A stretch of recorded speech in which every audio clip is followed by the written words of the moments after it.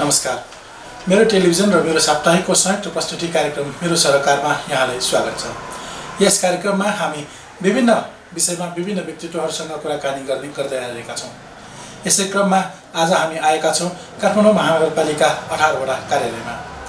यस वडाका वडाध्यक्ष एवं काठमाडौँ महानगरपालिका सम्पदा विभागका संयोजक नचिकाजी महर्जनज्यूसँग आज हामीले काठमाडौँ महानगरपालिकाले सम्पदाको क्षेत्रमा गरिरहेको कार्यहरू र कोरोनाको समयमा 18 वडाले गरेका कार्यहरूको बारेमा जानकारी लिनेछौँ।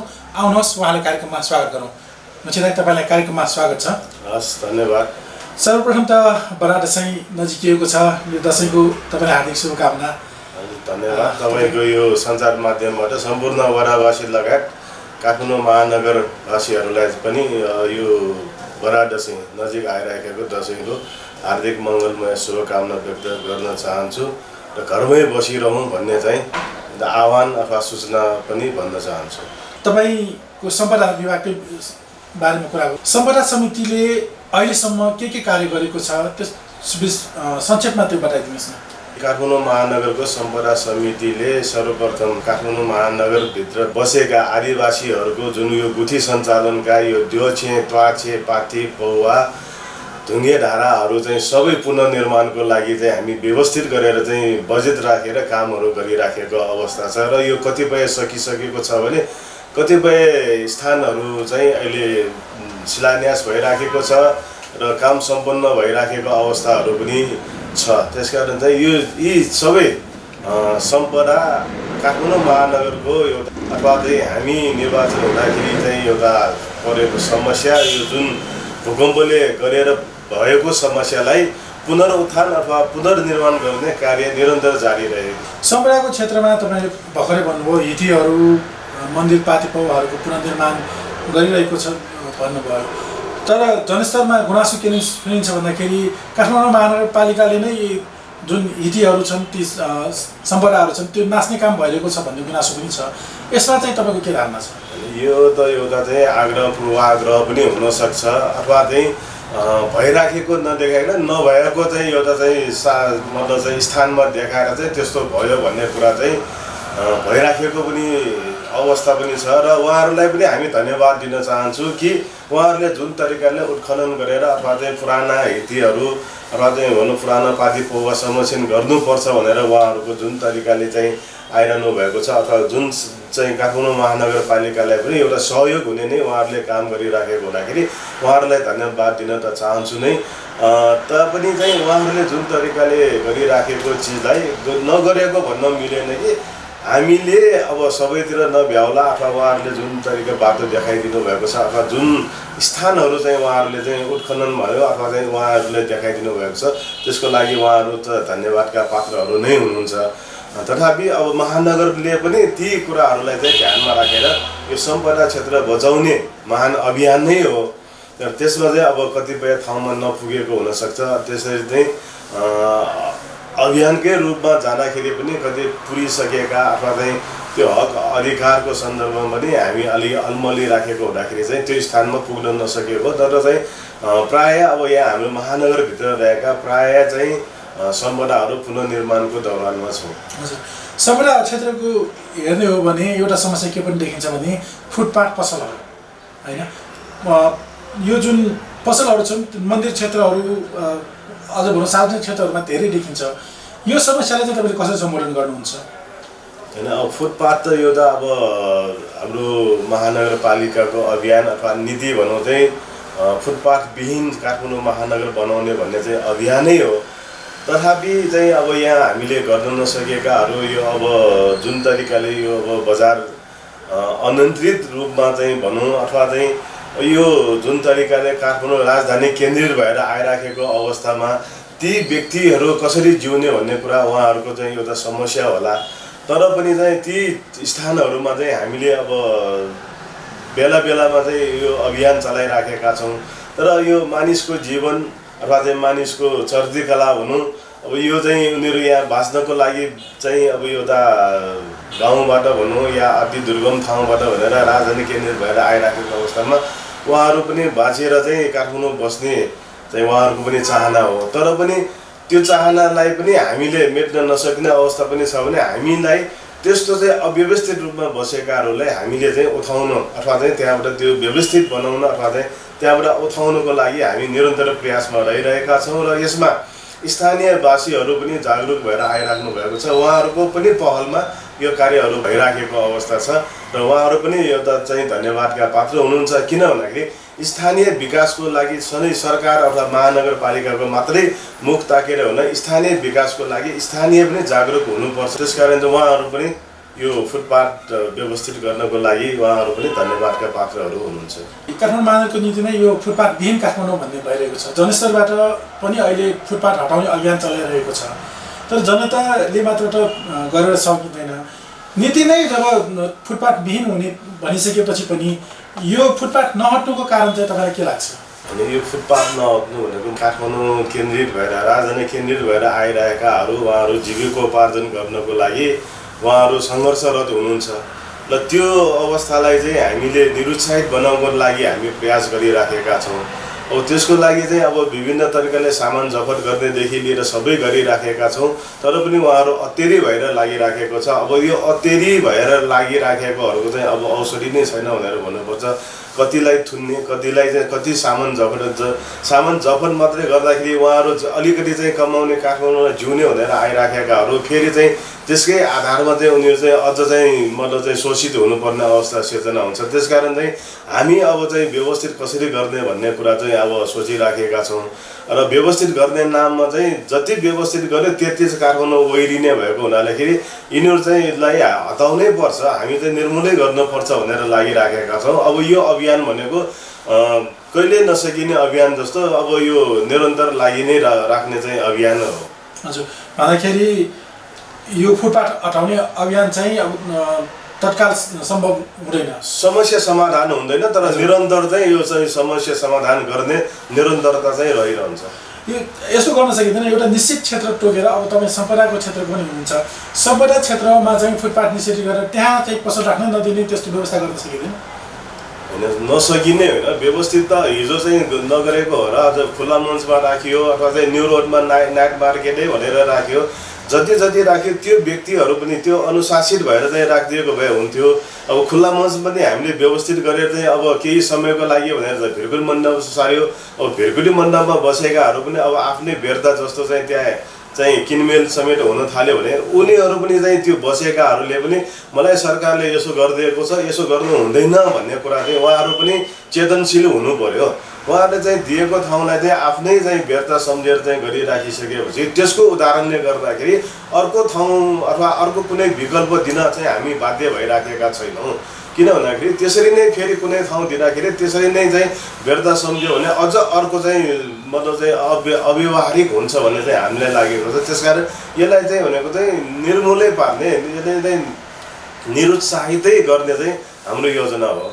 कोरोनाको अहिले विश्वमा व्यापी महामारीको रूपमा फैलिरहेको छ।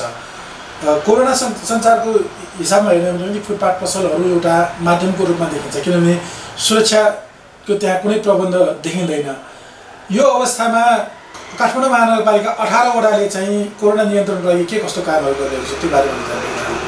18 वडामा हामीले शून्य त नभनौँ, अब 90-95% चाहिँ हामीले फुटपाथ नियन्त्रण गरिसकेका छौँ। हाम्रो 18 वडामा फुटपाथ पसलहरू छैन। त्यसकारण चाहिँ अब एउटा माध्यम चाहिँ त यो कोरोनाको माध्यम त्यो पनि हुनसक्छ भने चाहिँ अरू भनेको कोरोनाको माध्यम बन्नलाई आफू पनि सचेत हुनु पर्यो। बजार जाँदाखेरि आफू सचेत भएर जानुभयो भने चाहिँ अब त्यो कोरोना मुक्त हुन्छ। न त आफू चाहिँ यहाँ हाम्रो चाहिँ बजार छैन भनेर चाहिँ स्वास्थ्य मापदण्ड पालना नगरिकन जथाभावी हिँड्न थाल्यो भने उसले चाहिँ त्यो मतलब कोरोना बोकेर आउन सक्छ। हामीलाई थाहा छैन कोरोना को व्यक्तिसँग छ, त्यो चाहिँ थाहा नहुने भएको हुँदाखेरि यस्तो परिस्थिति छ। र कोरोनाको सन्दर्भमा अब हामीले समय समयमा चाहिँ अब वडामा पटक पटक PCR टेस्ट गरेर उहाँहरूको चाहिँ स्वास्थ्य लाभको कामना गर्दै अथवा चाहिँ उहाँहरूलाई चाहिँ अलिकति अब इम्युनिटी पावर बढाउने सामानहरू अथवा फलफुलहरू, औषधिहरू अथवा चाहिँ सरसफाइको लागि सेनिटाइजरहरू, डिटलहरू लगायत मास्कहरू लगायत हामीले चाहिँ वितरण गरिराखेका छौँ। यसरी हामी न्यूनीकरण गर्ने ठाउँमा आइपुगिराखेका छौँ। अहिले कोरोना बनिरहेको छ, कोरोनामा 18वटा लिटर फलफुलहरू वितरण गरिराखेको भयो। अरू वडाहरूले काठमाडौँ महानगरपालिका चाहिँ कसरी सेवा पुर्याइरहेको छ त्यो बारेमा तपाईँले के जानकारी होला? अब यो विषयमा काठमाडौँ महानगरको नीति अथवा बोर्ड बैठकले नै तय गरेर सबै वडामा चाहिँ समानुपातिक रूपमा बजेट व्यवस्थापन गरिएको छ र त्यो बजेट भनेको चाहिँ विशेष गरेर पिसिआर टेस्टदेखि लिएर ती स्वास्थ्यका कार्यक्रमहरू गर्न र यो पिसिआर टेस्ट मात्रै होइन कि यो जुन यो कोरोना लाई नै न्यूनीकरण आफ्नो वडामा न्यूनीकरण गर्नको लागि आवश्यक बजेट विनियोजन गरेर व्यवस्था गरिएको छ र अब कुन वडामा के गरिराखेको त थाहा भएन, तर पिसिआर टेस्ट चाहिँ सबै वडामा भइराखेको छ। अब मेरो वडामा मैले चाहिँ अब फलफुल अब मतलब चाहिँ यहाँ सरसफाइका चिजहरू जस्तो चाहिँ अब सेनिटाइजरदेखि लिएर डिटेल मास्कहरू वितरण गर्ने गरेका छौँ भने नजिकै मेरो हस्पिटल आयुर्वेदिक हस्पिटल पनि रहेको हुँदाखेरि त्यहाँबाट प्राप्त अथवा उहाँहरूसँग समन्वय गरेर हामीले चाहिँ त्यो गुरुची लगायत इम्युनिटी पावर बढाउने औषधि पनि हामीले राखेर दिएका छौँ। यो एकदम चाहिँ सफलतापूर्वक हामीले सञ्चालन गरिराखेका छौँ र अरू वडाहरूले पनि वितरण गरिराखेको होला, तर चाहिँ कुनैमा के हुनसक्छ। त्यसकारण चाहिँ सबैले महानगरपालिकाकै बजेट विनियोजन गरेको हुँदाखेरि उहाँहरूले पनि आफ्नै तरिकाले चाहिँ कोरोना भएकाहरूलाई शीघ्र स्वास्थ्य लाभको कामना गर्दै कुनै न कुनै कार्यहरू गरिराखेको हामीले पाएका छौँ। हजुर, दसैँ नजिकेको छ, दसैँ सुरु नै भइसक्यो भने हुन्छ। यो अवस्थामा अब काठमाडौँ भनौँ वा देशभर नै विभिन्न शक्तिपीठहरूमा मान्छेहरूको जमघट धेरै हुने अवस्था छ। यो समयमा अब त्यो शक्तिपीठहरू वा भनौँ काठमाडौँमा विभिन्न पीठहरूमा मेला नै लाग्ने गर्छ। त्यो ठाउँको व्यवस्थापनको लागि चाहिँ तपाईँको सम्पदा समितिले केही योजनाहरू बनाउनु भएको छ कि छैन? यो अब सार्वजनिक आह्वानै गरिराखेको अवस्था छ। यो त भने अरू भनेको चाहिँ सबै ती गुठियारहरूले पनि चाहिँ यहाँ सरसल्लाह भइराखेको अनुसार चाहिँ हामी अब यो दसैँमा हुने जात्राहरू चाहिँ नमाउने, तर पूजाको लागि चाहिँ हामी व्यवस्थित गरेर नित्य पूजाहरू गराउने चाहिँ व्यवस्था गर्छौँ भनेर भन्नुभएको छ। त्यसकारण अब हामी नेपालीहरूको एउटा महान चाडको रूपमा आइराखेको दसैँ त्यस्तो चाहिँ अब यो पीठमा पूजा गर्न जानेहरू चाहिँ अब यो निरन्तर त हुन्छ नै होला, तर त्यसलाई पनि व्यवस्थित गराउनको लागि चाहिँ हामी चाहिँ यो आह्वान गरिराखेका छौँ, आह्वान भइराखेको छ र यसलाई चाहिँ हामी निरन्तरता नै दिइराख्नेछौँ। हजुर, भन्दाखेरि यो आह्वान चाहिँ हुन्छ, तर जनतालाई रोक्ने त्यस्तो कुनै योजना त छैन? जनतालाई त रोकेर त रोकिने अवस्थै भएदैन। अब नेपाल सरकारले भनौँ अथवा चाहिँ यो यातायातमा चाहिँ सबै खुल्ला गर्ने भइसकेपछि अब त्यो मतलब यो दर्शन गर्ने अब यो पीठहरूमा मात्रै किन चाहिँ भन्ने प्रश्नहरू पनि उठ्ला। त्यसकारण चाहिँ हामीले त्यसलाई चाहिँ आह्वान चाहिँ गर्छौँ। यो चाहिँ हामी स्वास्थ्य चाहिँ लाई सचेत गर्न चाहिँ हामी आह्वान चाहिँ गर्छौँ। अब पालना गर्ने नगर्ने अब त्यो कोरोना चाहिँ बाट मुक्त हुने नहुने त्यो सबै आफ्नो चाहिँ व्यक्तिगत विषयमा चाहिँ भर पर्ने कुरा हो। हजुर, भर्खरै तपाईँले भन्नुभयो नेपाल सरकारले यातायात खुल्ला गरिसकेको छ, हवाई सेवा पनि सुरु गरिसकेको छ, अझ विभिन्न सेवाहरू पनि सुरु गरिसकेको अवस्था छ। कतै यो सरकारकै कमजोरीको कारण कोरोना फैलिएको त होइन? तपाईँको विचारधारणा के छ यसमा? सरकारलाई मात्रै दोषी दिनु हुँदैन। चाहिँ अब मैले जहिले पनि के हुन्छ यसरी चाहिँ चोर औँलालाई अरूलाई देखाउँदाखेरि तिन औँला चाहिँ लुकेर चाहिँ आफूतिर हेरिराखेको अवस्था छ। त्यसकारण चाहिँ आफू सचेत भयो भने चाहिँ सबै सचेत हुन्छ। अब आफू मबाट सुरु गर्नु पर्यो, अरूलाई दोष दिनुभन्दा म कस्तो ठाउँमा छु, मैले के गर्नुपर्छ भनेर विचार गर्यो र यो कोरोनाको पनि मैले सबै चाहिँ स्वास्थ्य मापदण्ड पालना गर्नुपर्छ भन्ने कुराहरू चाहिँ सम्झेर अथवा पालना गर्यो भने अरू सबै चाहिँ हुन्छ। यदि बसमा बस्दाखेरि कति बेर बसेर 15 मिनट 20 मिनट अथवा त्यहाँ पनि मास्क पन्जा लगाएर अथवा सेनिटाइजर प्रयोग गरेर बस्नुभयो भने एक स्टेसनबाट अर्को स्टेसन झर्ला यो त चाहिँ मतलब चाहिँ 15-20 मिनटको दूरीमा रहेको त्यतिसम्म चाहिँ नजिक बस्दाखेरि जहाँसम्म मलाई लाग्छ त्यो चाहिँ कोरोना सर्दैन। कोरोना सर्ने भनेको थुकबाट चाहिँ अथवा चाहिँ रियालबाट सर्ने हो। त्यो चाहिँ मास्कबाट चाहिँ हामीले जब बन्द गर्छौँ त्यो 15-20 मिनटसम्म कुरा नगरिकन बस्यो भने चाहिँ सायद त्यो चाहिँ त्यो बसबाट पनि त्यो चाहिँ यात्रा गर्दाखेरि पनि त्यो रोग चाहिँ सर्दैन जस्तो मलाई लाग्छ। त्यसकारण म आफै डाक्टर त होइन, तर डाक्टरहरूले भनाइअनुसार चाहिँ दुवैजनाले मास्क लगाइरहँदाखेरि कुरा नहुँदाखेरि चाहिँ त्यो रोग सर्ने एकदम न्यून चाहिँ हुने अवस्था छ भन्ने कुरा बुझिराखेको हुँदाखेरि मात्रै मैले यो भनिरहेको छु। हजुर, यहाँलाई धेरै धेरै धन्यवाद छ आफ्नो अमूल्य समय हामीले दिनुभयो। अन्तमा हाम्रो यो मेरो टेलिभिजन र मेरो साप्ताहिकका पाठकहरूलाई तपाईँको केही सन्देश हामीले त्यो राखिदिन अनुरोध गर्दछु। यहाँहरूले जुन समय दिएर मलाई यो एउटा तपाईँहरूको सञ्चार माध्यम मार्फत कोरोना सम्पदा विषयमा महानगरले गरिराखेको कार्यलाई उजागर गर्ने अथवा चाहिँ यहाँ जनतालाई सुसूचित गर्ने एउटा मौका दिनुभयो, त्यसको लागि धेरै धेरै धन्यवाद दिन चाहन्छु। साथै नजिकै रहेको यो दसैँ अर्थात् जुन हाम्रो नेपालीहरूको एउटा महान चाड दसैँमा पनि सबै नागरिकहरू, सबै वडावासीहरू, सबै महानगरवासीहरू चाहिँ सचेत भएर चाहिँ लागौँ। कोरोनालाई सकेसम्म आफूले चाहिँ ननिम्त्यौँ, स्वास्थ्य मापदण्ड पुरा गरेर दसैँ मनाउँ भन्ने चाहिँ आह्वान गर्दै सम्पूर्ण नगरवासीहरूलाई विजयादशमीको हार्दिक मङ्गलमय शुभकामना व्यक्त गर्न चाहन्छु। हस्त, धन्यवाद, नमस्कार। धन्यवाद तपाईँलाई। काठमाडौँ महानगरपालिका 18 वडा र काठमाडौँ महानगरपालिका सम्पदा समितिका संयोजक नचिकाजी महर्जनज्यूसँग आज हामीले कुरा गऱ्यौँ। उहाँले भन्नुभयो जस्तै आफै सचेत हुने हो भने हामी कोरोनाबाट बच्न सक्छौँ।